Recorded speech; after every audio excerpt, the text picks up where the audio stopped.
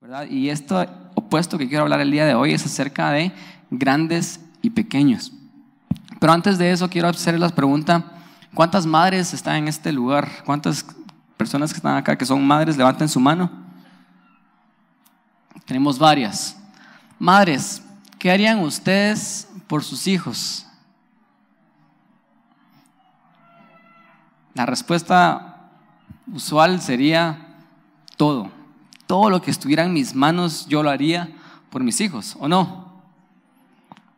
Madres, ¿estarían dispuestas a hacer cosas inclusive no tan ordinarias o tal vez cosas que se salen y tuercen un poquito las reglas por favor a sus hijos?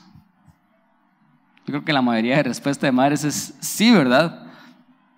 Yo hablando con mi mamá ayer, le comenzaba como a preguntar acerca de varias anécdotas que yo recuerdo de cuando nosotros éramos niños.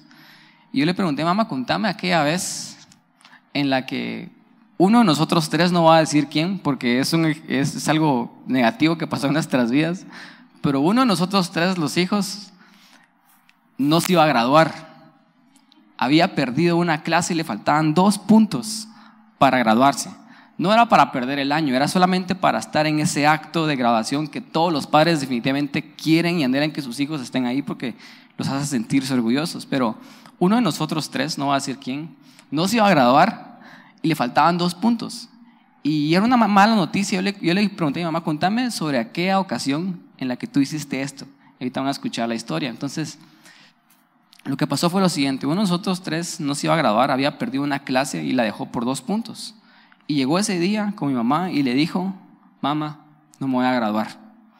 Y mi mamá dice, ella me estaba contando ayer que estaba lavando los trastos y dijo: bueno, no puedo hacer nada, ¿verdad? Y tal vez por la tristeza y la decepción que estaba sintiendo no dijo nada más y siguió lavando los trastos. Pero de repente subió al cuarto y vio a uno de nosotros tres, que no va a decir quién es, tirado en el suelo, así como rendido de la vida, ya no sabía qué hacer, ya no sabía, no sé, como que le hubiera pasado lo peor.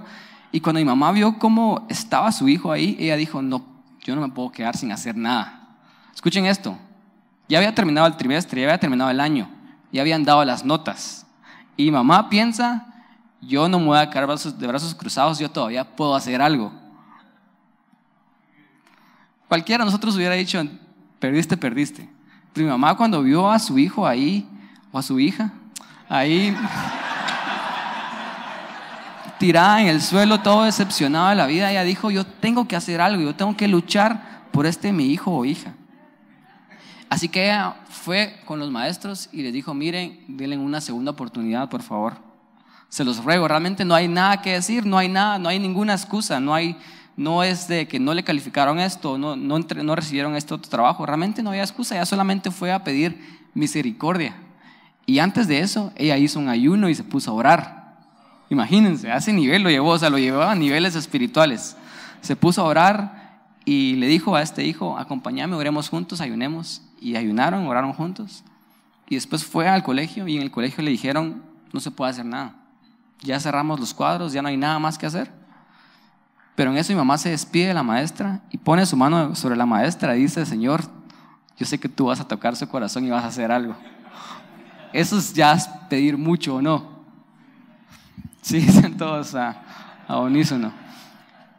Pues mi mamá se fue con la noticia que le habían dicho de no se puede hacer nada.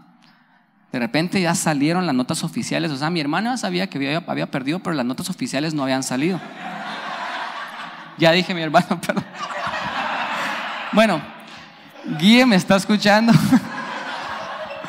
y Guille sabe que no fue personal. Traté de esconder su identidad, pero Guille, fue algo que pasó. Te amo. Mi hermano y esto lo hizo peor porque él era el mayor de nosotros. Es el primer hijo que se iba a graduar. Imagínense, su primer hijo no se iba a graduar. Entonces llegó el día que entregaron las notas oficiales. Qué tonto soy. Llegó el día que entregaron las notas oficiales y la nota oficial decía que sí había perdido y le faltaban 2 puntos. O sea, lo hicieron más oficial todavía. Y mamá seguía, no, yo sé que Dios va a hacer un milagro, porque así es mi mamá, ella se aferra a lo imposible. De repente ese día que habían ya salido las notas oficiales, llama a la maestra y le dice, mire, lo estuve pensando y le voy a dar una segunda oportunidad. ¿Quién hace eso? Nadie, ¿verdad?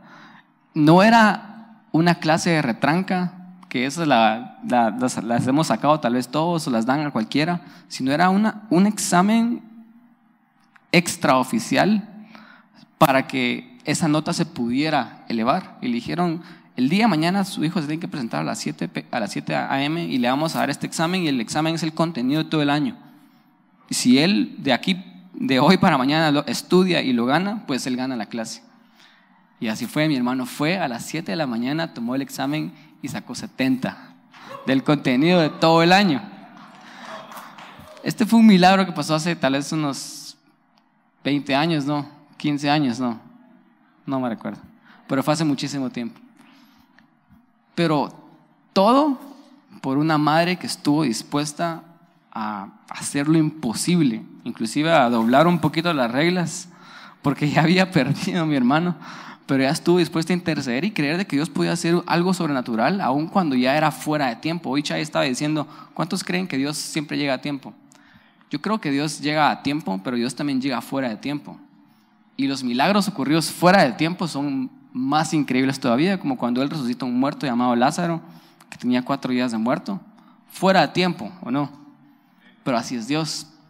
Entonces, mi hermano se graduó, mi mamá le hizo una gran cena, lo festejaron como nunca, invitó a toda la familia. Me recuerdo que esa cena fue en Fridays, ¿verdad? Imagínense, invitó a toda la familia a Fridays.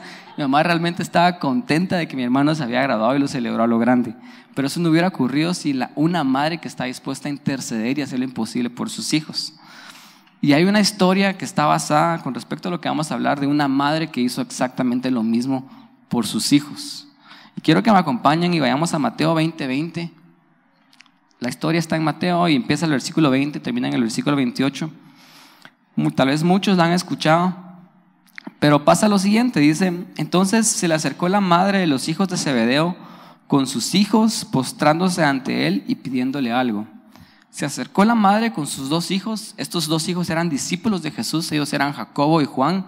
También les decían que eran hijos del trueno. Probablemente su papá o su mamá eran bastante enojados, y ellos también tenían un carácter algo elevado, no sé. Pero ellos 3, con la madre se acercaron delante de Jesús a pedirle algo. Y Jesús le dijo, ¿qué quieres? Y la madre le dijo, ordena que en tu reino se sienten estos 2 hijos míos, el uno a tu derecha y el otro a tu izquierda. Peticiones imposibles de una madre que quiere todo para sus hijos, ¿verdad? Ordena que estos 2 hijos míos se sienten el uno a tu derecha y el otro a tu izquierda cuando llegues a tu reino.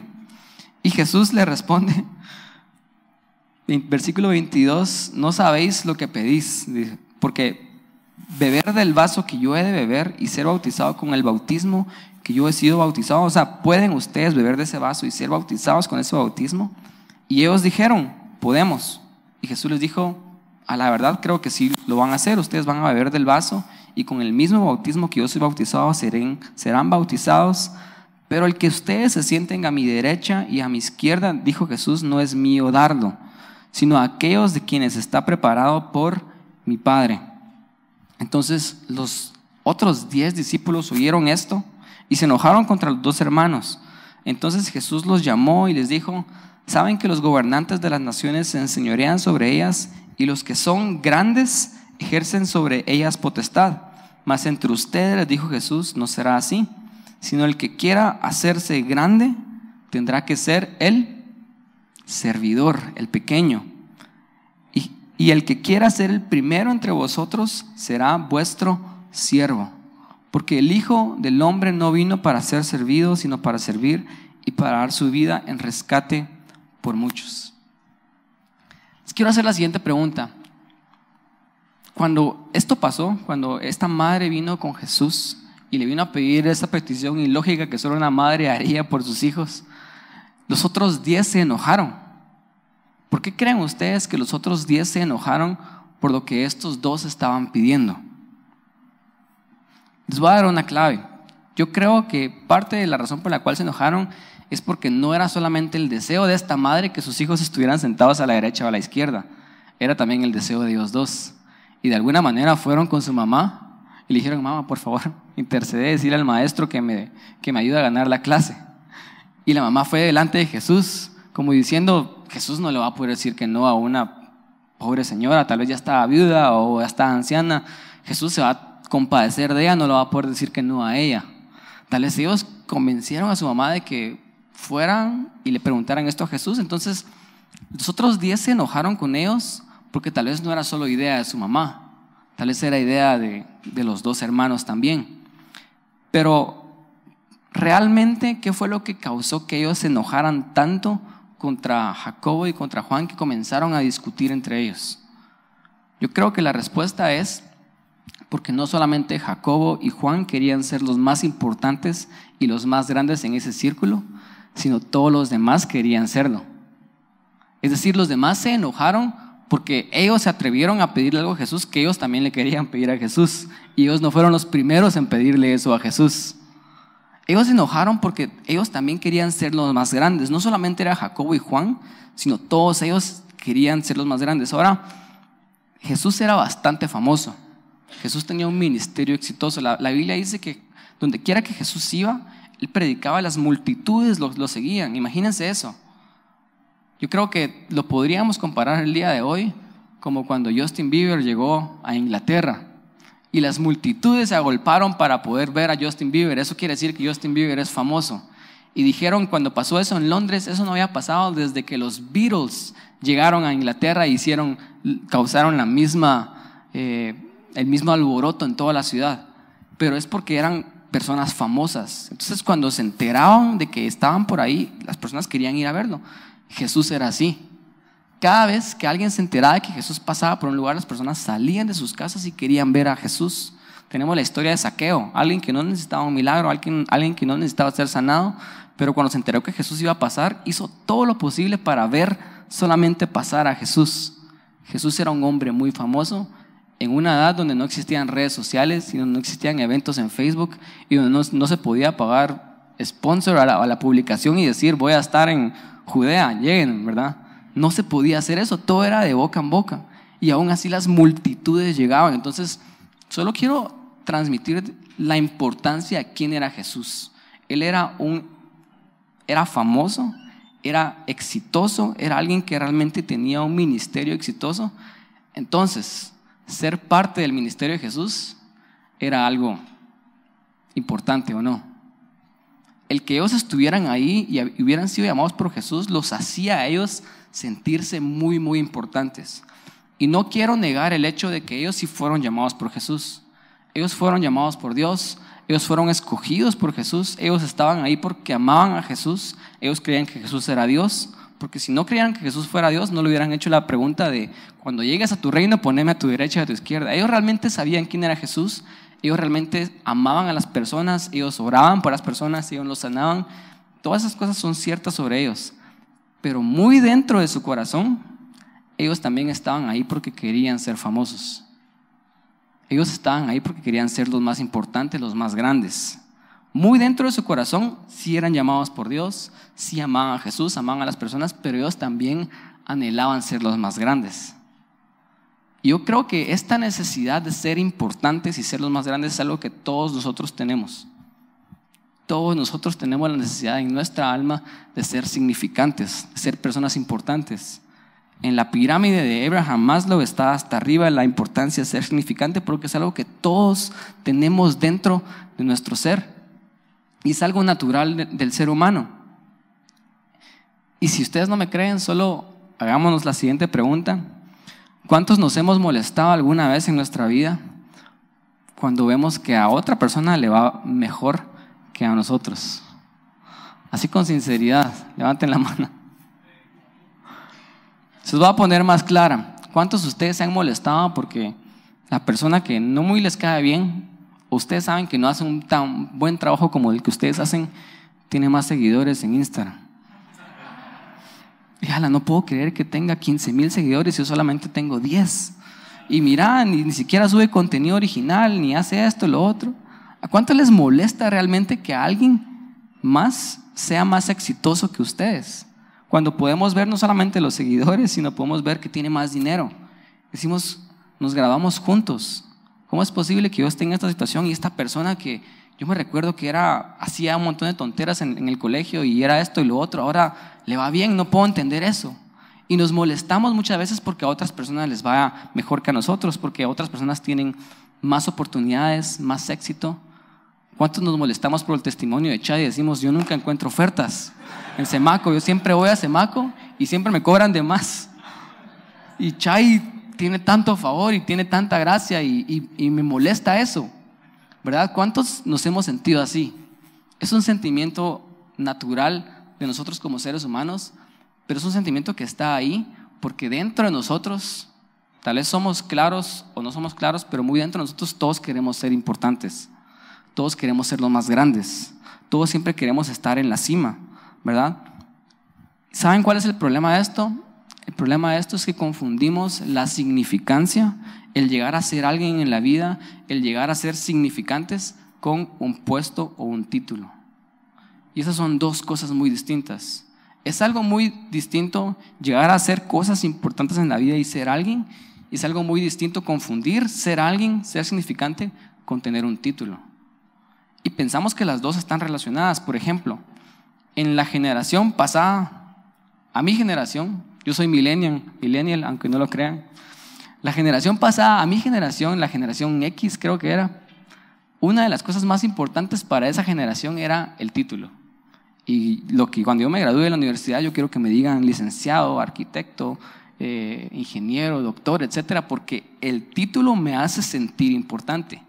Y yo les digo que tal vez es algo importante en la generación pasada, todavía un poco importante en la millennial, pero ya no tanto, porque hoy en día los millennials y los que siguen después de nosotros, que son la generación Z, creo, ellos ya no se preocupan para nada con respecto a los títulos.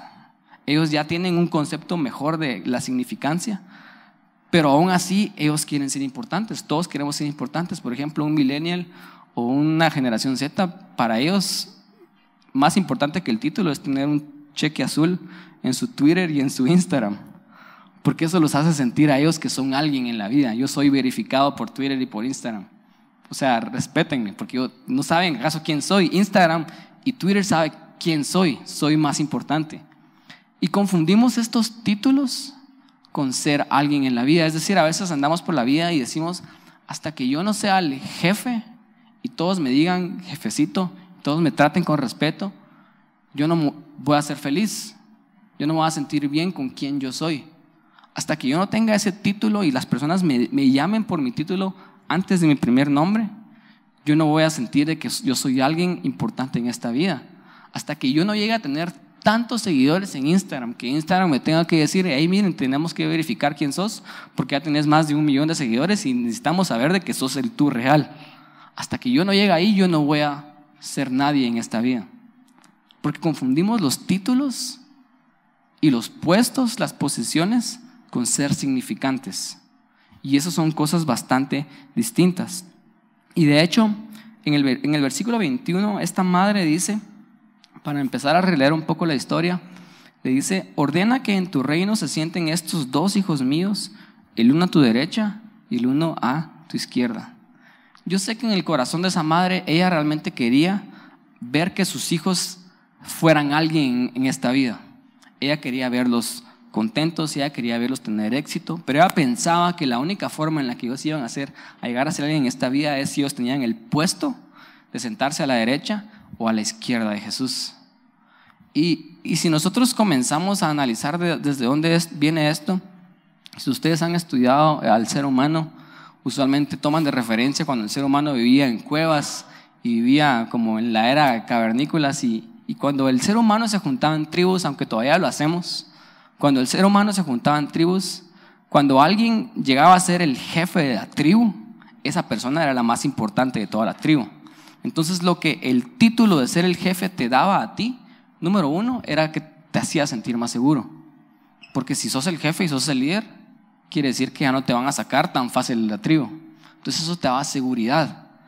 Pero más allá de darnos seguridad, los títulos también nos dan valor.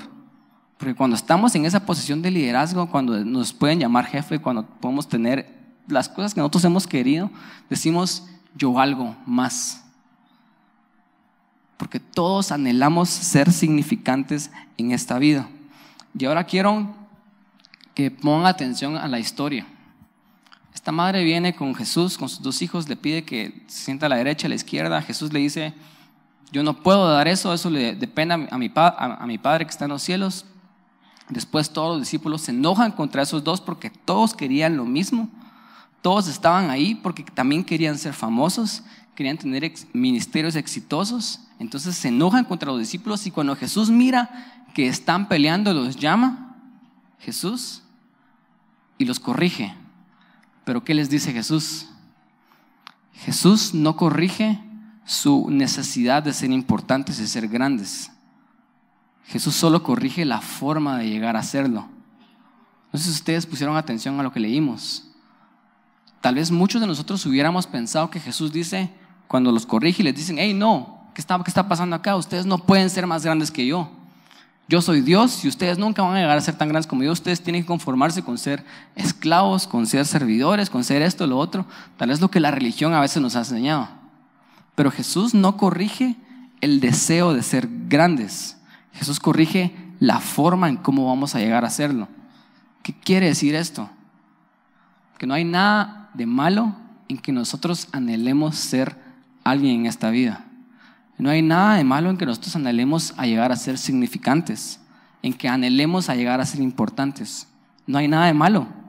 No hay nada de malo en que nosotros anhelemos a ser grandes. No hay nada de malo inclusive en que nosotros anhelemos a tener un puesto, un título. No hay nada de malo en que nosotros anhelemos inclusive a ser famosos. ¿Cuántas veces nos han dicho en la iglesia que anhelar a ser famosos es malo? Y que es algo que solo Dios es famoso. No le puedes quitar la gloria a Dios. Como que Jesús se hubiera sentido amenazado por sus discípulos. Jesús no se sentía amenazado por ellos porque aunque por muy grande que lleguemos a ser, nunca vamos a llegar a ser Dios. Él no se siente amenazado nunca por sus hijos porque Él es un buen padre. No hay nada de malo realmente en querer llegar a ser alguien en la vida. La religión nos ha hecho pensar de que sí hay cosas, hay maldad en eso. Yo que he asistido todo el tiempo a la iglesia, yo he escuchado cosas decir desde un púlpito como nosotros somos una basura y solamente porque Dios es tan bueno, por sus misericordias no hemos sido consumidos, porque realmente yo no merezco su amor, yo soy esto, lo otro, y nos comenzamos a menospreciar como que si cuando nos menospreciamos estamos levantando más a Dios. Pero escuchen esto, yo soy creación de Dios. Cuando yo me menosprecio a mí, yo estoy menospreciando el trabajo que Él hizo conmigo. Yo soy artista y cuando alguien menosprecia lo que yo hago, yo siento que el menosprecio de lo que está haciendo hacia mi arte es hacia mi persona, porque yo lo hice. ¿Ustedes creen que es bueno menospreciarnos a nosotros mismos cuando somos creación de Dios? Jesús no corrige el anhelo de llegar a ser grandes, Él solo corrige la forma. Les quiero hablar un poco acerca de esto el día de hoy. Y básicamente Jesús habló de 2 formas en las que nosotros podemos llegar a ser grandes. ¿Cuántos de acá quieren llegar a ser personas importantes en esta tierra? Yo quiero llegar a ser importante en esta tierra. Hace poco en el campamento de prejuveniles pasaron unas preguntas y en las preguntas decían cosas como ¿cuál es tu mayor sueño? ¿Qué quieres hacer en esta tierra? Etcétera. Y Dana viene y me comenzó a hacer las preguntas de los prejos a mí. Y me dijo, ¿qué es lo que más anhelas en esta vida? Y yo me puse a pensar, porque a veces son cosas que no te haces seguido, entonces no las procesas. Y yo me puse a pensar en eso y yo le dije a Dana, yo quiero hacer una diferencia en este mundo. Yo quiero que cuando yo me muera, las personas digan, Él cambió el mundo. Él fue alguien, Él fue significante, Él hizo una diferencia. Y yo le dije a Dana eso y realmente mi mente vino a lo que yo había estado estudiando, que era esto. Porque es la necesidad de que todos tenemos, todos queremos llegar a ser alguien en esta vida. ¿Cuántos quieren ser importantes y ser alguien en esta vida? No hay nada de malo en decir que queremos llegar a ser importantes, queremos llegar a ser grandes. Lo que sí tenemos que aprender es la forma en cómo lo vamos a llegar a hacer. Y eso fue lo que Jesús dijo. Hay dos formas en cómo llegamos a ser grandes. Está la forma del mundo y está la forma del reino. Jesús empezó diciendo, y vamos a ver el número 1, la forma del mundo. En el versículo 24, Jesús viene y les dice, cuando los llama y los empieza a apodar, les dice: ustedes saben que los gobernantes de las naciones se enseñorean de ellas y los que son grandes ejercen sobre ellas potestad. Si no entendieron este versículo, yo me fui a la versión de Message en inglés, que es una versión bastante clara, y Jesús dijo lo siguiente a sus discípulos en esa versión, y dice: un poco de poder se les sube a la cabeza. O sea, cuando la forma en la que el mundo gobierna es que cuando le das una posición de influencia, le das una posición de liderazgo, ese poder se nos sube a la cabeza. Entonces ahora decimos: yo soy más importante que tú. Entonces tú tenés que hacer lo que yo digo porque yo soy el que mando. ¿Cuántos hemos dicho eso alguna vez en nuestras vidas? Es que mira, no me importa lo que hagamos, pero no importa lo que penses, no importa lo que hagas, pero al final tienes que hacer lo que yo hago, yo estoy diciendo, porque yo soy el que mando. ¿Cuántos han tenido jefes así en sus vidas? ¿Cuántos padres han dicho eso a sus hijos muchas veces como último recurso para que sus hijos los obedezcan y hagan lo que ustedes tienen que decirles? A veces tal vez es necesario, pero Jesús nos enseña que hay una forma superior de cómo liderar. Hay una forma superior de cómo gobernar. Y Él dice: hey, esto es lo que hace la gente del mundo. La gente del mundo, ellos vienen, los gobernantes, se enseñorean sobre las naciones, es decir, imponen su fuerza y imponen su potestad. Yo creo que el contexto de lo que Jesús está hablando es que en esos tiempos ellos estaban y vivían bajo un imperio gobernado que era el imperio romano. ¿Y saben cuál era la forma en la que el imperio romano lideraba? Era a través de conquistar. Era decir: venimos acá, somos más fuertes que ustedes, así que les vamos a torcer la mano, les vamos a torcer el brazo, y tienen que hacer todo lo que nosotros digamos, porque si no lo hacen, los matamos. Punto. Es una forma bastante directa, bastante clara de cómo gobernar. Tal vez el día de hoy ya no existen este tipo de conquistas, pero sí existe el mismo trasfondo de cómo muchas veces nosotros lideramos a nuestras familias, lideramos tal vez a nuestras empresas. Si ustedes son empresarios, lideramos a nuestros grupos. Si ustedes son líderes, lideramos en la vida. Venimos y decimos: porque yo soy el líder, yo soy la persona más importante, ustedes tienen que hacer lo que yo digo, o si no, se pueden ir. Y ahí está la puerta. ¿Cuántos hemos dicho muchas veces esa forma? Jesús estaba diciendo que esa es la forma de gobernar como el mundo gobierna. Esa es la forma de hacerse grande según la forma en la que el mundo se hace grande. Entonces nosotros, la forma del mundo es gobernar a través de la fuerza, a través de imponer nuestra autoridad, a través de imponer nuestro control. Número 2 es a través de controlar. Y esto se mira bastante claro en nuestras relaciones. El control es una de las cosas que más afecta a nuestras relaciones y es una forma de dar nuestra influencia, de enseñorearnos y de ponernos sobre la otra persona, y decimos cosas como: mira, si no me haces caso, te olvidas de mí y te dejo. Eso es control. Eso es venir y decirle: tenés que hacer lo que yo digo, o si no, van a haber consecuencias.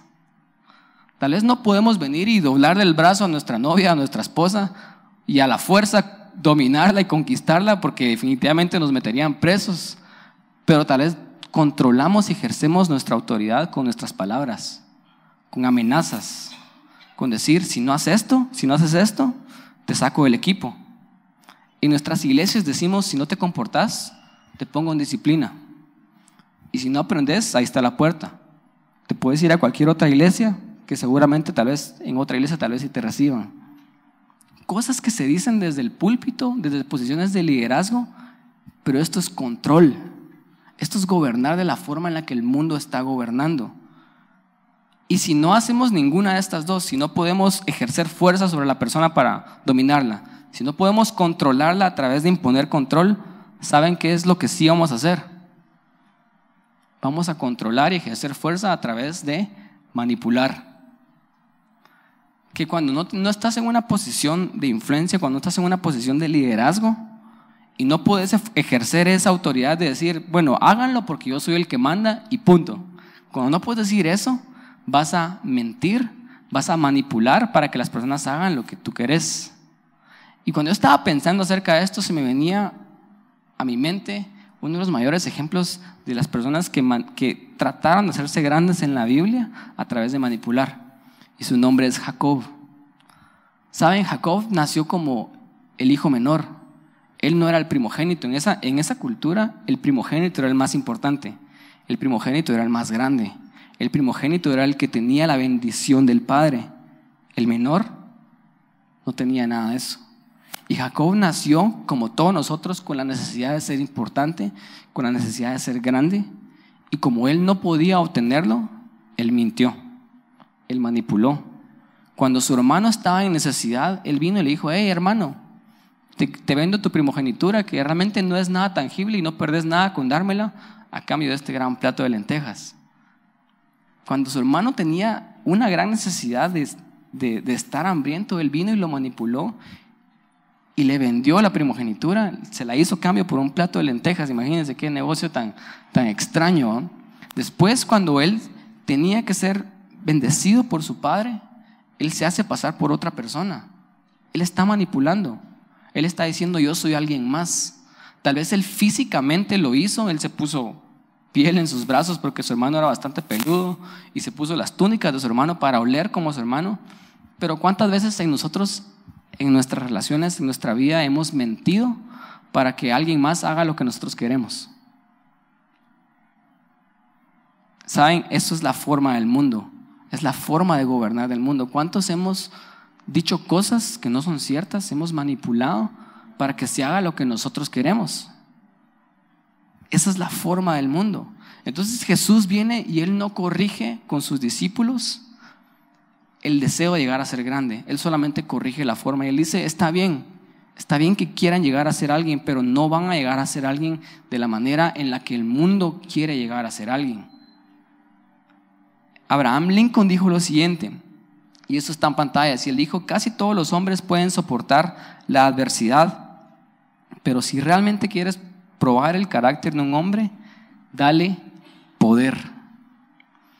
Abraham Lincoln estaba diciendo: realmente la última prueba de carácter no es las situaciones difíciles que estás atravesando, porque la mayoría de hombres pueden atravesar situaciones difíciles en sus vidas porque por sobrevivir muchos hacemos lo imposible.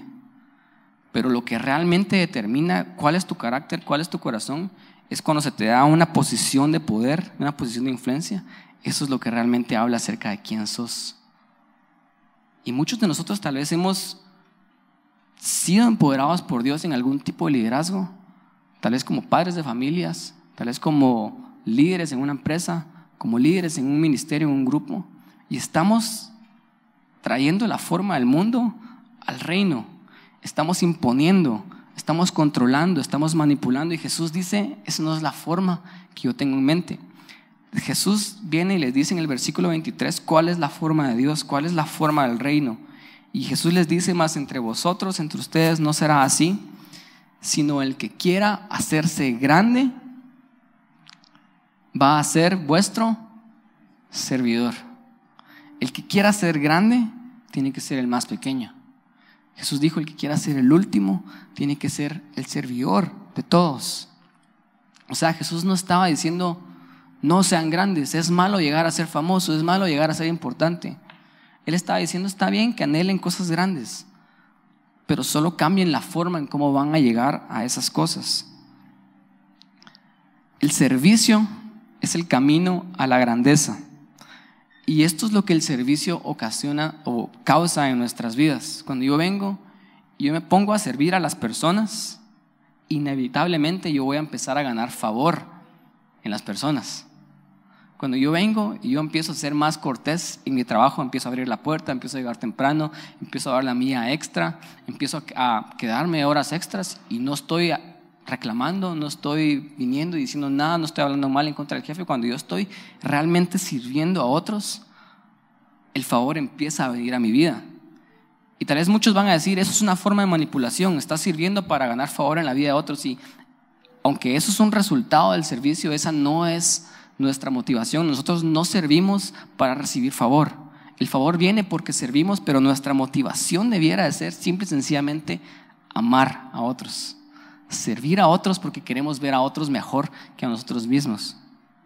Como el corazón de un padre y una madre que están dispuestos a hacer todo por sus hijos y servirlos y sacrificarse, y como dice el dicho, literalmente quitarse el pan de la boca, porque aman a sus hijos y los quieren ver mejor que ellos mismos. Eso es lo que Jesús estaba diciendo. Cuando nos hacemos pequeños, entonces empezamos a ser grandes. En el versículo 27 Jesús dijo lo siguiente: el que quiera ser el primero entre vosotros, entonces será vuestro siervo. La versión de Message en inglés dice: el que quiera ser el primero entre ustedes va a ser el esclavo de todos. Esclavo, una palabra tan dura, tan pesada, ¿verdad? Esclavo. Pero yo me recordé de que Pablo, en su primera carta a Romanos, él escribe y les dice, lo saluda Pablo, esclavo de Cristo. Wow. La semana pasada yo hablé acerca de lo importante que fue Pablo. Pablo, un hombre que escribió la mitad del Nuevo Testamento. Pablo, un hombre que el 50% de hechos habla acerca de su ministerio y sus viajes. Pablo, tal vez el apóstol más importante de todos, tal vez el apóstol más grande de todos. Pero ¿saben por qué Pablo era grande?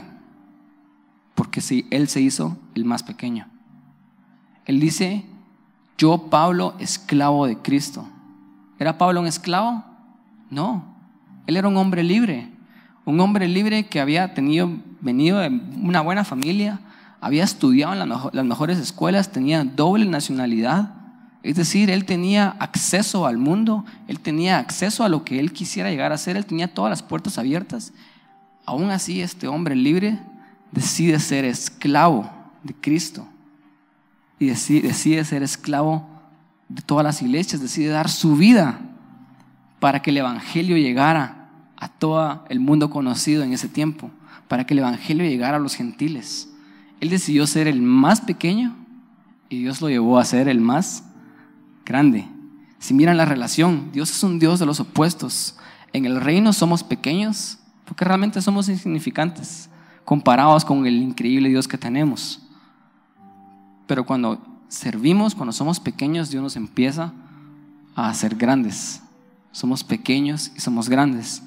Y Pablo dijo lo siguiente en 1 Corintios 7, 22 al 23. Y él dice: porque en el que el Señor fue llamado siendo esclavo, liberto es del Señor. Pablo estaba hablando de las personas que literalmente eran esclavos en ese tiempo. Ustedes saben que la Biblia fue escrita en un contexto donde existía la esclavitud. La Biblia nunca aprueba la esclavitud, simple y sencillamente fue escrita en ese contexto. Es un argumento para las personas que hablan mal en contra de la Biblia diciendo que la Biblia aprueba la esclavitud. No es cierto. La Biblia aprueba la libertad, pero fue escrita en un contexto donde habían esclavos. Entonces Pablo les dice a los esclavos que están leyendo sus cartas, y él le dice: si tú fuiste llamado siendo esclavo al Señor y eras esclavo, ahora eres libre en el Señor. Porque la libertad no tiene nada que ver con las circunstancias externas. La libertad es un estado de nuestra alma, es un estado de nuestro espíritu. La libertad es un estado mental. Y Pablo estaba diciendo, inclusive si estás preso, si sos un esclavo, aún así puedes llegar a ser libre en Cristo. Eso es lo que Pablo estaba diciendo.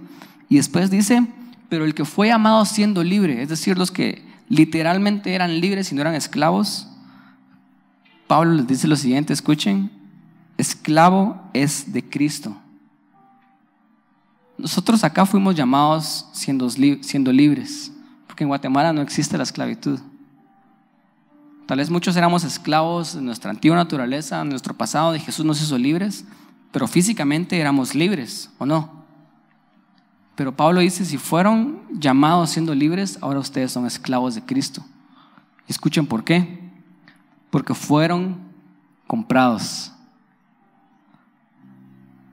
Nosotros somos esclavos de Cristo y debiera esa ser nuestra motivación. Es una esclavitud voluntaria, no es que realmente Él nos haga esclavos. Jesús viene, entonces estábamos siendo esclavos de otras cosas.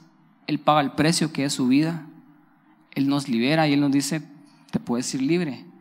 Pero yo decido quedarme, porque yo sé que yo voy a estar mejor con Él que en cualquier otro lado, aunque yo haya sido libre. Yo decido esclavizarme a Él porque sé que con Él yo voy a estar bien. A eso es a lo que Pablo se estaba refiriendo. Era una esclavitud voluntaria, porque fuimos comprados. Eso es exactamente lo que la redención habla. Nosotros fuimos comprados. Y después Pablo dice lo siguiente: no os hagáis esclavos de los hombres. Cuando yo leí esto, Dios me dio una revelación increíble, y es de que todos servimos a algo. Todos somos esclavos de algo. Aquello a lo que nosotros sirvamos, eso va a ser nuestro amo. Aquello a lo que nosotros invirtamos nuestro tiempo, energía y vida, eso es nuestro amo. Y Dios me empezó a decir de que todos somos esclavos de lo que servimos. Y muchos de nosotros hemos estado sirviéndonos a nosotros mismos por mucho tiempo, porque toda nuestra vida ha sido acerca de nosotros. Yo me he ido sirviendo a mí mismo. Yo voy y yo persigo mi felicidad, yo persigo mi prosperidad, yo persigo todo lo que sea bueno para mí. ¿Qué estoy haciendo ahí? Estoy haciéndome esclavo de mí mismo. Y muchos hemos dicho cosas en nuestro vocabulario, cosas como: es que yo no puedo dejar de trabajar. Somos esclavos de un trabajo. Somos esclavos del dinero. Jesús dijo, hablando de esto, ninguno puede servir a dos señores. Hablando de que muchas veces nosotros servimos a las riquezas del mundo porque eso es lo que perseguimos. Vamos y servimos a algo, pero todos siempre estamos sirviendo. Ahora, yo no sé ustedes, pero yo prefiero mejor servir a Cristo y ser esclavo de Él que ser esclavo del mundo. Por eso es que Pablo dice: no se hagan esclavos de los hombres, porque es una esclavitud voluntaria. Es una esclavitud que yo decido dar. Cada vez que yo doy mi tiempo, mi energía, mis recursos, mi vida en algo, eso es mi amo, eso es mi dueño. Y yo estoy decidiendo con todo mi corazón darle mi vida, mis recursos, mi energía a Dios. Porque prefiero ser esclavo de Cristo a ser esclavo del mundo. Es una esclavitud voluntaria. Podemos servirnos a nosotros y gobernar como el mundo gobierna, o podemos servir a Dios, a otros, y ser grandes según la forma de Dios. Ahora quiero terminar con esto. Es una pregunta que tal vez encierra todo lo que hemos estado hablando. ¿Por qué Jesús se enfocó en la forma? ¿Por qué Jesús no corrigió el deseo de ser significante, sino Él corrigió la forma? Porque la forma nos cambia y nos transforma. La forma es lo que realmente va a hacer una diferencia en mi corazón. La forma es lo más importante, el proceso es lo más importante. Y escuchen esto, porque cuando yo decido hacerme pequeño, yo decido servir a Dios, dar mi vida por otras personas, dar mi energía, mis recursos por el reino de Dios, y me hago a mí mismo esclavo de Cristo, Dios comienza a hacer algo en mí. Y cuando yo me hago pequeño, Él me lleva a ser grande. Pero Él quiere que cuando yo sea grande, yo tenga el corazón correcto. Él no quiere darme una posición de poder, influencia, liderazgo y hacerme grande y no poder gobernar bien sobre otras personas y sobre mí mismo. Él quiere, de hecho, que cuando yo llegue a ser grande, el proceso me haya transformado completamente. Bill Johnson dice lo siguiente: reina con el corazón de un siervo y sirve con el corazón de un rey. El Dios de los opuestos: somos siervos y somos reyes, somos pequeños y somos grandes. El proceso hace toda la diferencia. Todos anhelamos ser significantes, pero no confundamos ser significantes con los puestos. Solo asegurémonos de que estemos haciendo la forma del reino. Y para terminar, regresando a la historia que estábamos leyendo, el versículo 28 dice lo siguiente: como el Hijo del Hombre no vino para ser servido, sino vino para servir y para dar su vida en rescate por muchos. Escuchen esto. ¿Quién es el más importante de todo este universo? ¿Quién es el más grande de todo este universo? Mi mente humana a veces no puede comprender cómo el Dios creador del universo, la persona más importante de este universo entero, no solamente de este mundo, vino a la tierra a servirme a mí. Eso es una incongruencia que choca contra mi razonamiento, porque no sé cómo Él, la persona más grande, vino a servirme a mí. El Dios que no tiene limitaciones se limitó por mí. El Dios creador del universo vino no solamente a limitarse, sino se humilló a sí mismo hasta la muerte y muerte de cruz. ¿Por quién? Por mí, por ti. El más grande de todos se hizo el más pequeño. Dios es increíble. Realmente Dios es increíble y esta es la forma de gobernar de Dios. La versión de Message nuevamente en este versículo dice que Él vino a dar su vida a cambio de muchos que habían sido tomados rehenes.